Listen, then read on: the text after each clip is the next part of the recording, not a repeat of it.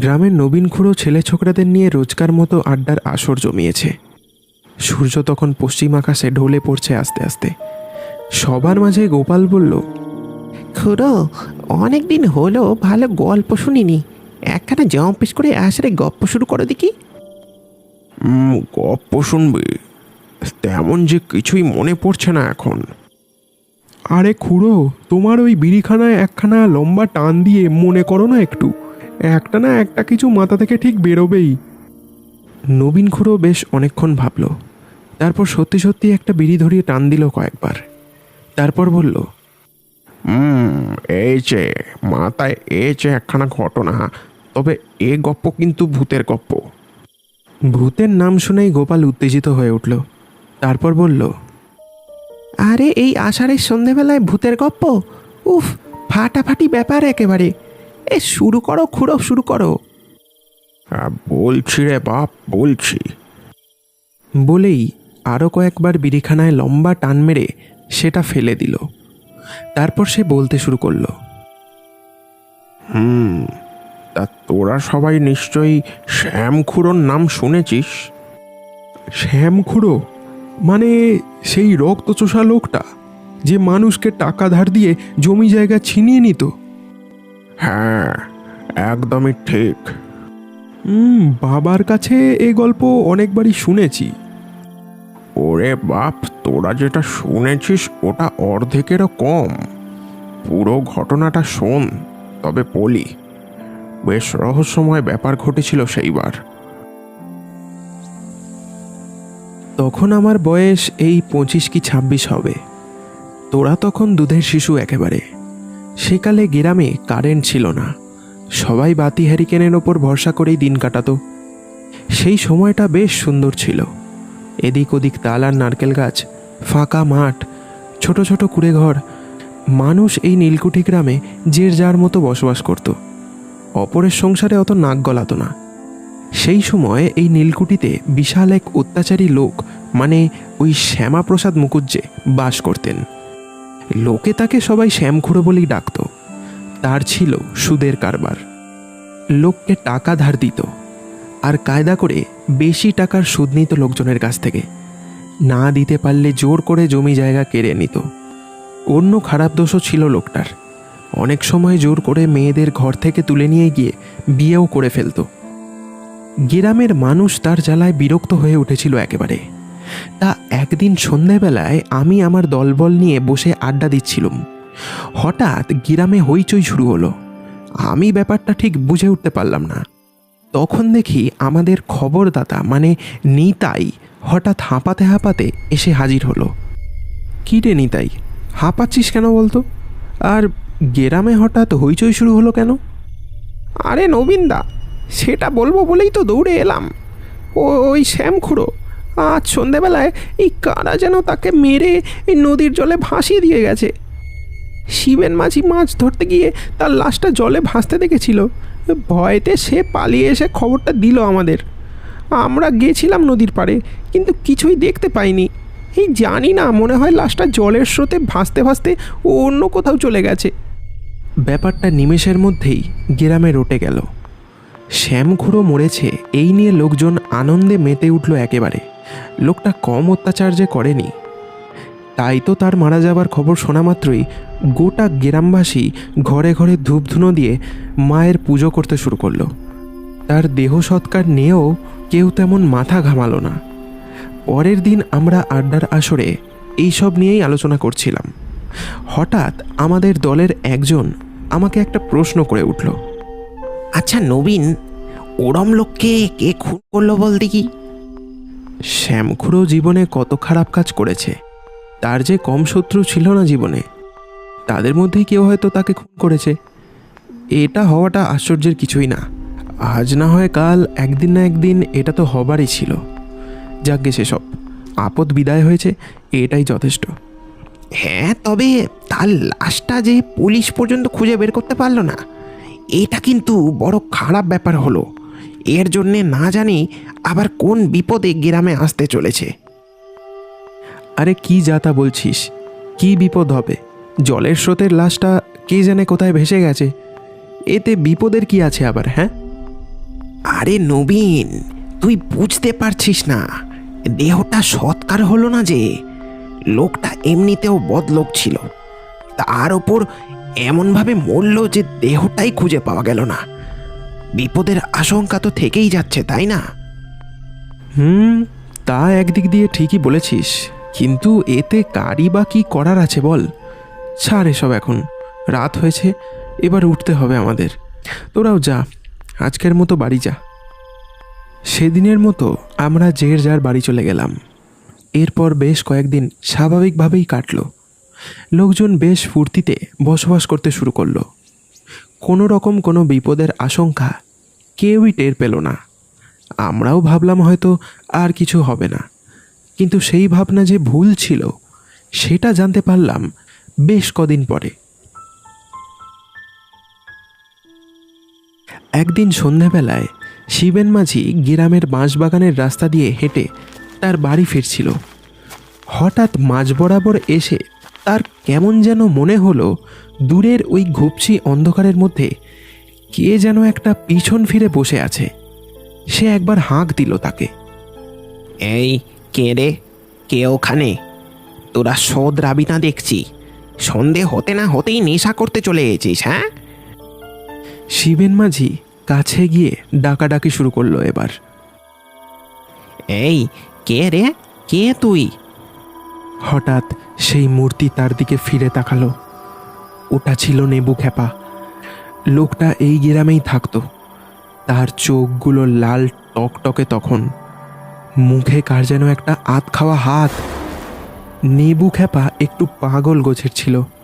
সারাদিন এদিক সেদিক ঘুরে বেড়াতো, তবে পাগল হলেও কোনোদিনও সে কারুর ক্ষতি করেনি। তবে আজ হঠাৎ তার এই অবস্থা হলো কি করে, সেটাই শিবেন মাঝি বুঝে উঠতে পারল না তখন। নেবু, নেবু, তুই তুই এখানে এই অবস্থায় কি কি কি করছিস? আর আর আর তোর মুখে ওটা কি? আমি আমার পাওনা ফেরত নিতে এসেছি। আমার জিনিস যতক্ষণ না পাচ্ছি ততক্ষণ আমি এভাবেই মানুষ মারতে থাকবো। শিবেন, সেদিন কাজটা তুই ভালো করিসনি। এই নীলকুঠির একটাও মানুষকে আমি শান্তিতে থাকতে দেব না। শিবেন ভয়েতে বাবা গো মা গো করতে করতে উল্টো দিকে দৌড়তে শুরু করলো, কিন্তু সে বেশি দূর যেতে পারল না। তার আগেই নেবু খেপা কোথা থেকে এসে তার পথ আটকে দাঁড়ালো। নিমেষের মধ্যে শিবেনের চোখের সামনে সব কিছু কেমন যেন অন্ধকার হয়ে গেল।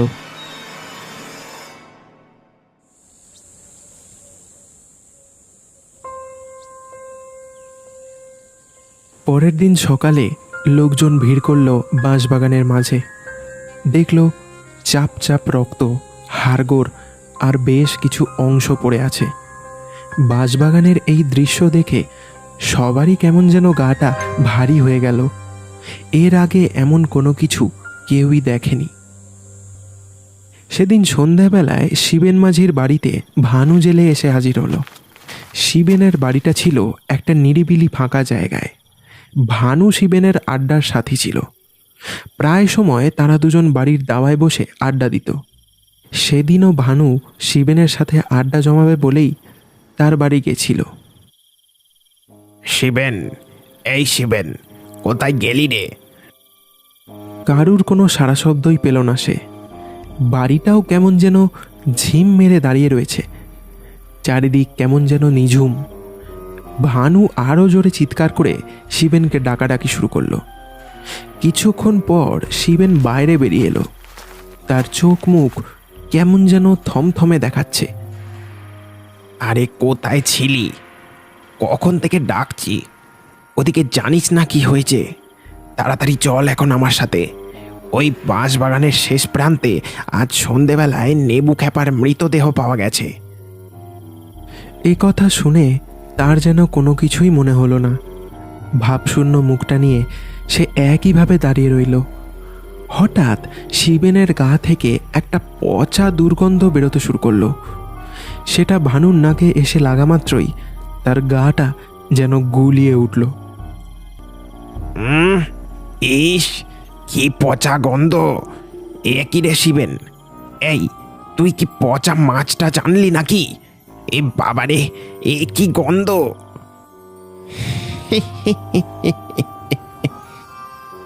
শিবেন হঠাৎ একটা বিচ্ছিরি হাসি হেসে চোখ মুখ পাকিয়ে ভানুর দিকে তাকালো। লাল টকটকে রক্তের মতো তার চোখ, মুখটা অস্বাভাবিক রকম লাগতে শুরু করেছে এবার। ওই নেবু খেপাকে আমি মেরেছি। প্রথমে তো আমি ওর দেহতেই আশ্রয় নিয়েছিলাম, তারপর আজ সন্ধেবেলায় শিবেনের দেহ নিলাম। এই এই এই এই কে কে কে- কে তুমি? তুমি শিবেনের দেহ নিয়েছো কেন? ছেড়ে দাও, ছেড়ে দাও ওকে, ছেড়ে দাও বলছি।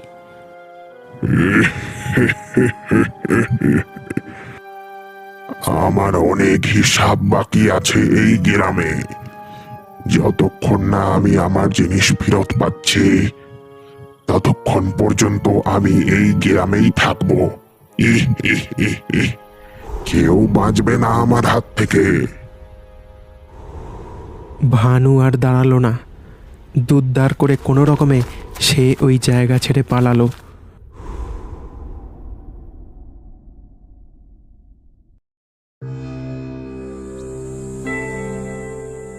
পরের দিন সকালে ভানু হাত পা ছড়িয়ে মোড়লের পায়ের কাছে গিয়ে পড়ল।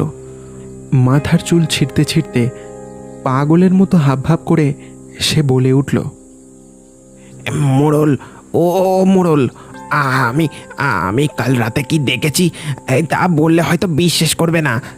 তবে বিশ্বাস করো, আমি আমি সত্যি বলছি। শিবেন, শিবেনকে ভূতে ধরেছে গো। আমি সত্যি বলছি, কাল রাতে আমি ওকে দেখেছি। ওর ওর ওর ওর ওর ওই লাল লাল চোখগুলো এখনো আমার মনে পড়ছে। আমি সারা রাত চোখের দুটো পাতা এক করতে পারিনি গো মোড়ল। চোখ বুঝলেই ওর ভয়ানক মুখটা ভেসে উঠছে। মোড়ল, ও মোড়ল, আমাকে বাঁচাও গো।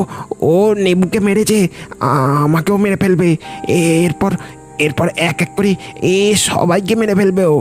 মোড়ল, মোড়ল, কিছু একটা করো মোড়ল, কিছু একটা করো। আরে ভানু, একটু একটু শান্ত হতো বাপ। তুই কে দেখতে কি দেখেছিস? তার কথা শুনে কেউই প্রথমে বিশ্বাস করতে চাইল না। সবাই ভাবল সে হয়তো কাল নেশার ঘোরে চোখে ভুল দেখেছে, আর নেবুর মারা যাবার কথা শুনে হয়তো রাতের বেলায় কোনো ভূতের স্বপ্ন দেখেছে। সেটাই হয়তো বাস্তব ভেবে এমন পাগলামি করছে। সবই তার মনের ভুল। তাও তার কথা শুনে মোড়ল বলল, আচ্ছা আচ্ছা, বেশ বেশ।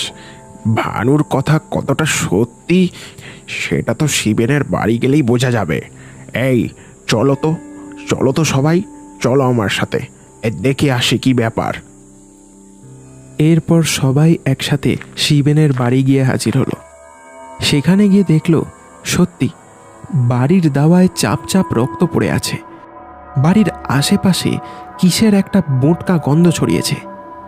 তারা শিবেনকে অনেকবার ডাকাডাকি করল। বেশ কয়েকবার ডাকার পর শিবেন ঢুলুঢুলু চোখে বেরিয়ে এলো।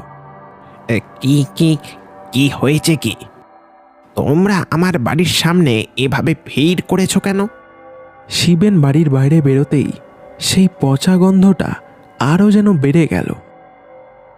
কি ব্যাপার বাপ, এই রক্তটা কিসের? আর আর এই পচা গন্ধ, কি ব্যাপার বলতো শিবেন? কই দেখি। ও, এই রক্ত! আরে আর বলো না, কাল রাতে আমি মাছ এনে এখানেই রেখেছিলুম। ওগুলো ঘরে না ঢুকিয়েই ঘুমিয়ে পড়েছিলুম। নিঘাত বিড়ালে এসে মাছগুলো হয়তো খেয়ে গেছে। আসলে কাল রাতে নেশাটা একটু বেশি হয়ে গেছিল তো, তাই আর কি হুঁশ জ্ঞান ছিল না। কোনো রকমে বাড়ি এসে ঘুমিয়ে পড়েছিলুম। আমার চোখে আলো লাগছে, এখনো ঘুম কাটেনি। আমি গেলাম, তোমরা এবার আসতে পারো। আর দাঁড়া শিবেন, এই পচা গন্ধটা কিসের সেটা তো বল। শিবেন একটু নাক ফুলিয়ে শোকার অভিনয় করল। তারপর বলল, ওহো, এটা মানে আসলে বাড়ির পিছনে মাছের আসার নোংরা ফেলি তো, গন্ধটা হয়তো সেখান থেকেই আসছে, বুঝলে তো। বেশ, তোর সব কথা মেনে নিলাম, কিন্তু কাল রাতে তুই ভানুকে ভয় দেখিয়েছিলি কেন? ভানু কই, ও তো কাল রাতে এখানে আসেনি। আর তোমাকে তো তখনই বললাম কাল রাতের কোনো কিছুই আমার মনে নেই। হ্যাঁ, হয়তো ও এসেছিল, নেশার ঘোরে ওকে কি বলতে কি বলেছি আমার নিজেরই কিছু মনে নেই। আর বেশি বকতে পারছি না তোমাদের সাথে, যা বলার আবার পরে এসে বলো তোমরা। আমার চোখে আলো লাগছে, মাথাটা মাথাটা ঝিমঝিম করছে। আমি আমি ঘুমোতে গেলুম, তোমরা যাও তো এখান থেকে। এই বলে সে সবার মুখের ওপর দরজা বন্ধ করে দিল। সবাই তার এই ব্যবহার দেখে একে অপরের দিকে তাকালো। তারপর আস্তে আস্তে সেই জায়গা ছেড়ে চলে গেল। রাতের আধারে চারিদিক অন্ধকারে ঢেকেছে তখন। দূর থেকে মাঝে মধ্যে শিয়ালের ডাকও ভেসে আসছে। আকাশে গোল চাঁদ উঠেছে। তখন লোকজন সন্ধে হলেই খেয়ে দেয়ে ঘুমিয়ে পড়ত। শিবেনের বাড়িটাও সেদিন কেমন যেন ঝিম মেরেছিল। হঠাৎ দেখা গেল এক ভয়ানক দৃশ্য। চাঁদের হালকা আলোয় সেই দৃশ্য যেন আরও রহস্যময় আর ভয়ানক রূপ নিল। শিবেন ধোঁয়ার মতো জানলা দিয়ে বাড়ির বাইরে বেরিয়ে এলো। তারপর এক লাফে সোজা বাড়ির চালে গিয়ে দাঁড়ালো। এদিক ওদিক তাকিয়ে তার মূর্তিটা এক দু লাফ মেরেই কোথায় যেন অদৃশ্য হয়ে গেল। এসব কিছু একটা ঝোপের আড়াল থেকে দেখছিল নিতাই। সে দৌড়ে আমাদের আড্ডার আসরে এসে হাজির হলো।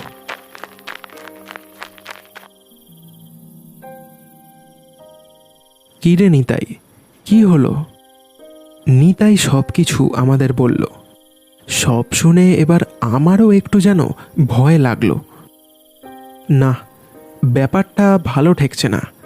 শিবেনকে হঠাৎ ভূতে ধরল কেন কিছুতেই বুঝতে পারছি না। না না, আর দেরি করা যাবে না। এই এই চল তো সবাই আমার সাথে। এখন একমাত্র নীলু ওঝাই পারবে এই সমস্যার সমাধান করতে। এরপর আমরা সবাই মিলে নীলু ওঝাকে ধরে আনলাম কোনো রকমে। নীলু ওঝা তো আসতেই চাইছিল না, খালি বলে কাল আসবে। আমরা বিপদের অপেক্ষা না করে সেদিন রাতেই তাকে পাশের গ্রাম থেকে ধরে আনলাম।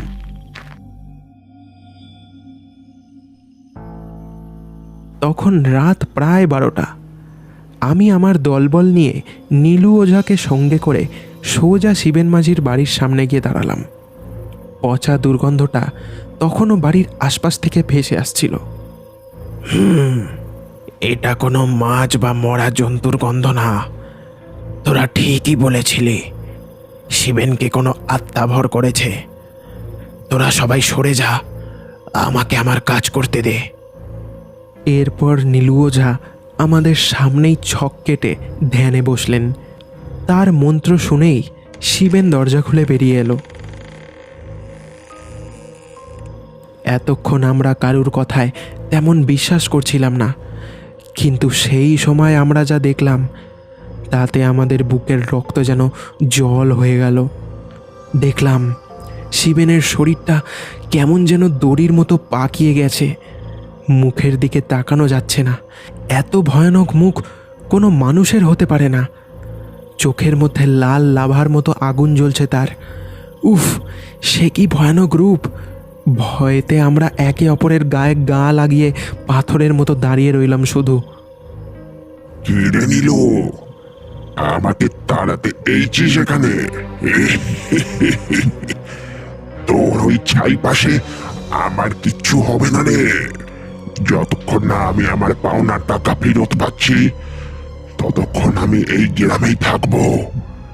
কেউ কিচ্ছু করতে পারবে না আমাকে। নীলু ওঝা মন্ত্র পাঠ করা থামালো। তারপর হাতে এক মুঠো বালি নিয়ে আগুনের মধ্যে ছুঁড়ে দিয়ে বলল, বল, কে তুই? কেন শিবেনের দেহ নিয়েছিস? বল। ওরে, আমি শ্যামাপ্রসাদ মুখুজ্জে। শিবেনের মুখে শ্যামখুড়োর নাম শুনে আমরা সকলেই চমকে উঠলাম।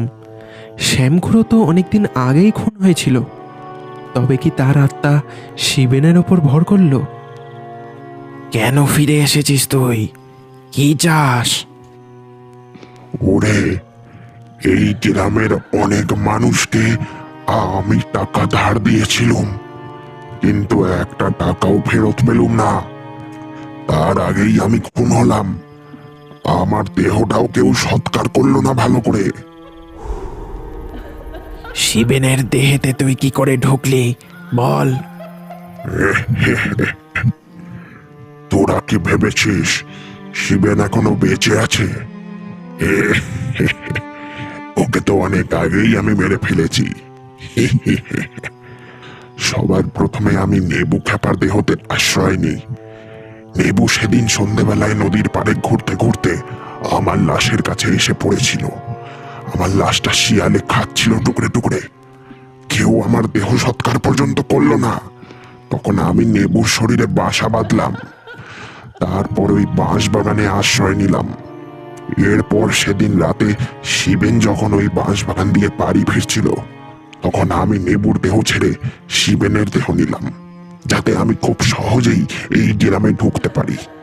কেউ যাতে আমাকে সন্দেহ পর্যন্ত না করে। তোরা না এলে আজ আমার আসল রূপটা কেউ দেখতেই পেত না। কারণ যারাই আমার আসল রূপ দেখেছে তারা কেউই আর বেঁচে নেই। সবাইকে মেরে আমি খেয়ে ফেলেছি। এবার তোদের পালা। দে, আমার টাকা আমাকে ফিরিয়ে দে, না হলে তোদেরকেও শেষ করে দেব। তুই এসবের মায়া ছেড়ে দে আর চলে যা এই গ্রাম ছেড়ে। নীলু, তুই এসবের মাঝে আসিস না। আমার কাজে বাধা দিলে তোর খুব খারাপ অবস্থা করব আমি। তাই ভালোই ভালোই এখান থেকে কেটে পড়। এদের একটাকেও আমি আর ছাড়বো না। এই বলে শিবেন দু হাত বাড়িয়ে আমাদের দিকে এগিয়ে আসতে থাকলো। আমাদের ভয় তখন হাত পা বরফের মতো ঠান্ডা হয়ে গেছে। হঠাৎ নীলু ওঝা তার মন্ত্রপুত জল ওই প্রেতের গায়ে ছিটিয়ে দিল। প্রেত মূর্তিটা থমকে দাঁড়িয়ে পড়ল। তখন তার গায়ের চামড়া যেন পুড়তে শুরু করেছে হঠাৎ করে। আস্তে আস্তে শিবেনের দেহে আগুন জ্বলে উঠল। সেই প্রেত ভয়ানক চিৎকার করে সেই দেহ ছেড়ে চলে গেল। শিবেনের জ্বলন্ত দেহটা ঝপ করে মাটির ওপর আছড়ে পড়ল। এ কি করলে নীলুদা? শিবেন যে পুড়ে মরল। ও হয়তো বেঁচে ছিল। না রে নবীন, ওর দেহে প্রাণ ছিল না। আমি অনেক আগেই বুঝতে পেরে গেছিলাম এই ধরনের পেরেত জ্যান্ত মানুষের শরীরে বাসা বাঁধতে পারে না। শিবেনকে ও অনেক আগেই মেরে ফেলেছিল। মোটকা পচা গন্ধটা তো শিবেনের দেহ দিয়েই আসছিল। প্রায় দিন চারেক আগেই শিবেন মারা গেছে। শিবেনের সৎকার সেদিন তার ভিটের মধ্যেই হলো, আমাদের সকলের উপস্থিতিতে। নীলু ওঝা বলেছিলেন গয়ায় গিয়ে ওর নামে পিণ্ডদান করতে। কিছুদিন পরে আমরা সকলেই তার অস্থি নিয়ে গয়ায় গিয়ে পিণ্ডদান করে এসেছিলাম। সেদিনের পর থেকে আর তেমন কোনো কিছু অলৌকিক দেখা যায়নি এই নীলকুঠি গ্রামে।